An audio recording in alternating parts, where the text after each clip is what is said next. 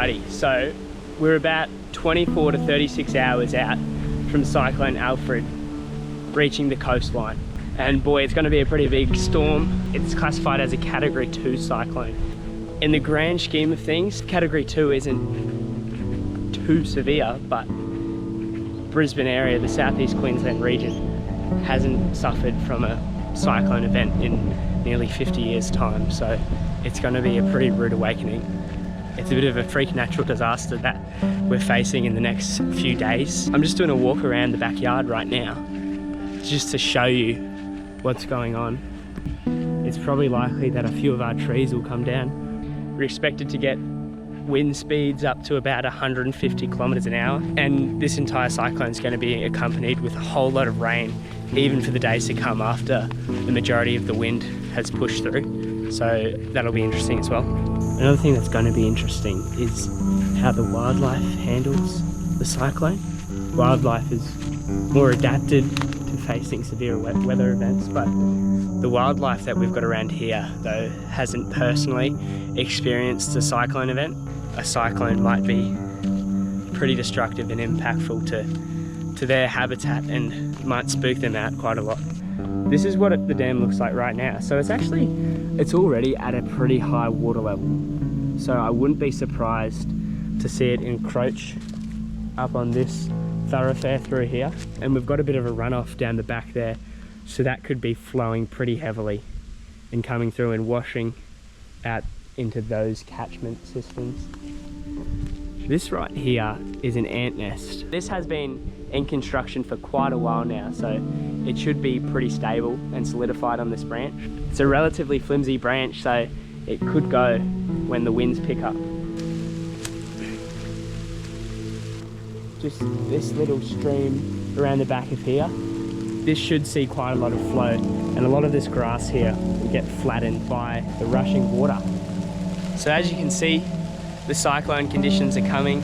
Pretty well prepared for what Mother Nature's going to throw at us. Just got to hope that that's enough, because it is a pretty unpredictable storm.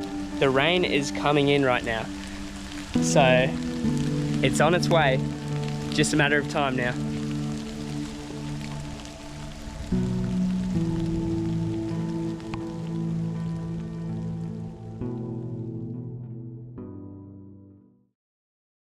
Safe to say that the rain is pretty full on right now. Basically had constant rain for the last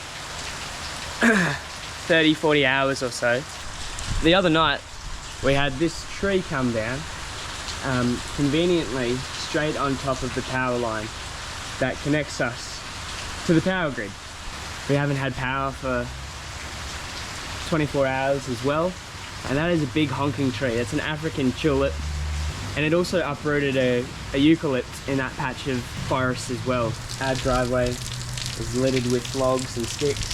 Still more rain to come, so the eucalypts and gums are going to be far more heavier and much more prone to dropping even more branches.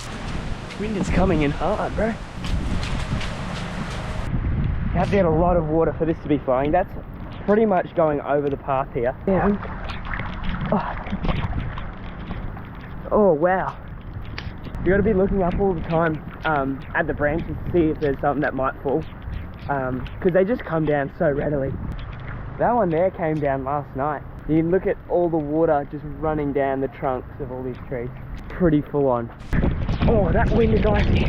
The wind is picking up again, but there's not much we can do about that. So yeah, I'm literally just standing in puddles here. Oh my goodness, our dam is super full. This is ridiculous. Oh my goodness. It just can't absorb any of this water anymore. It is fully booked up. We cannot drain any further. This path is usually just grass, but right now our dam has encroached that far up. It's not even funny. Super full. This is usually all dry throughout the entire year, so this is pretty astounding. This tree here. Okay, so we saw that got uprooted 2 nights ago. Now it's fallen down even more. It's taken this melaleuca with it. cracked at this part of the trunk there. And it's taken another Melaleuca with it as well. So that's going to be pretty significant. This is the thoroughfare we use to get through to and around the dam. And with that in the way, we're going to have to either find a new route or chainsaw it up. Tallow wood by the looks of things.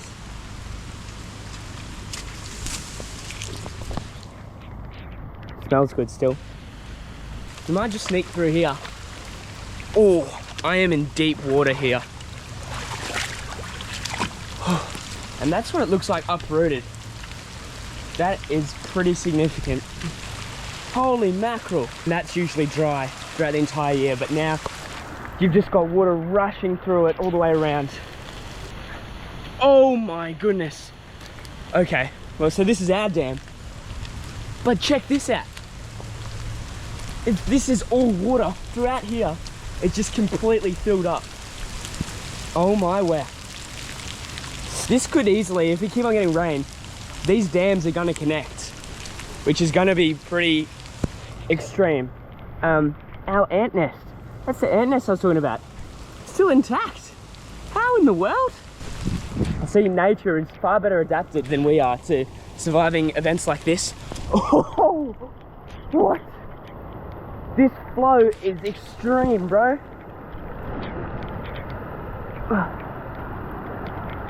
Oh my. Wowzers.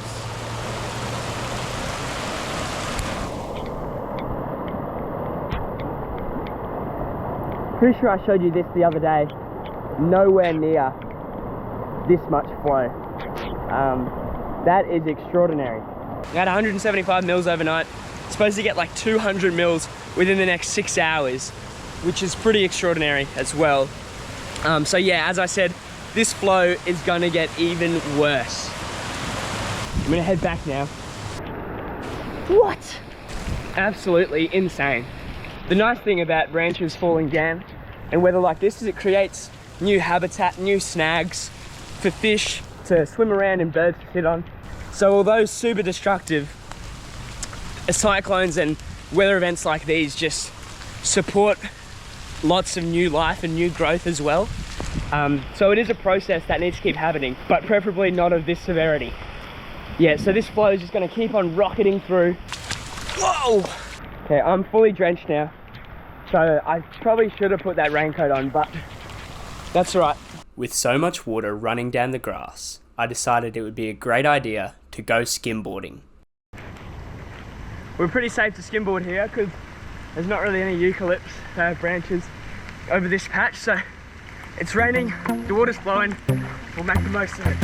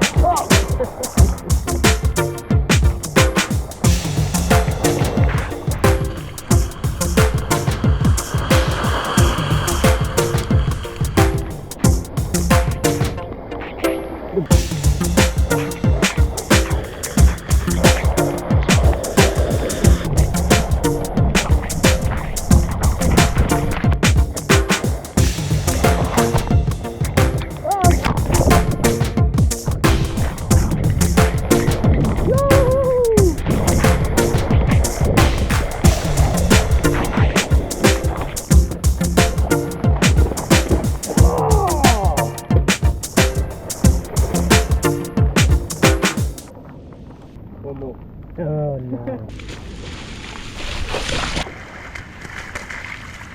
Alright, so it's been a couple days since our last update.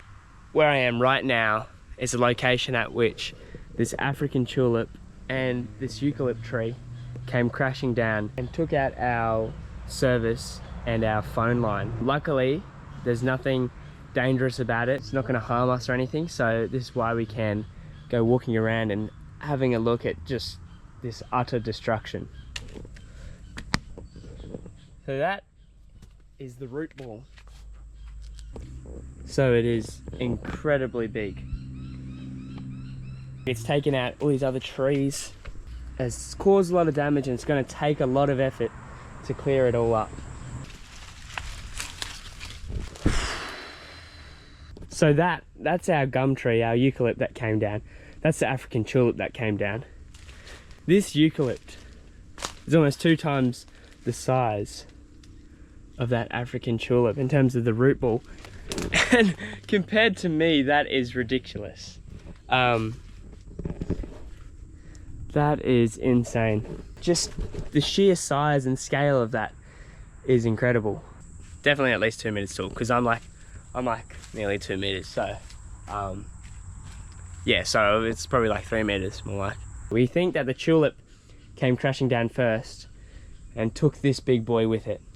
They're both really nice trees, and the vegetation that it's taken out as well is really nice. Not only do we have a massive cleanup job, but